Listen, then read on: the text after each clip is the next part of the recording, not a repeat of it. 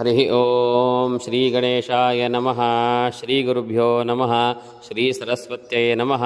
अस्य श्री पराभव नाम संवत्सरस्य दक्षिणायने वर्षा ऋतु श्रावणमासे शुक्लपक्षे अद्य द्वितीयान्तिथौ वासराद्वासरस्तु भार्गववासरे अधिदिवसनक्षत्रे मघानक्षत्रे महानक्षत्रे आश्लेषानक्षत्रे कर्कस्थिते श्रीसूर्ये सिंहस्थिते चन्द्रे कर्कस्थिते देवगुरौ मीनस्थिते शनेषु शेषेषु गृहेषु यथा यथा स्थानानि तत्सु परिघनामयोगे बाळवनामकरणे एवं गुणविशेषणविशिष्टायां शुभतिथौ तिथेश्च श्रियमाप्नोति वारादायुष्यवर्धनं नक्षत्राधरते पापं योगाद्रोगनिवारणं करणात् कार्यसिद्धिः स्यात् पञ्चाङ्गफलमुत्तमम् इत्येतानि स्मरन् नित्यं गङ्गास्नानफलं लभेत। शुभं ब्रूयात्। लोकाः समस्ताः सुखिनो भवन्तु। सर्वे जनाः सुखिनो भवन्तु। श्रीकृष्णार्पणमस्तु। हरिः ओम स्वस्ति।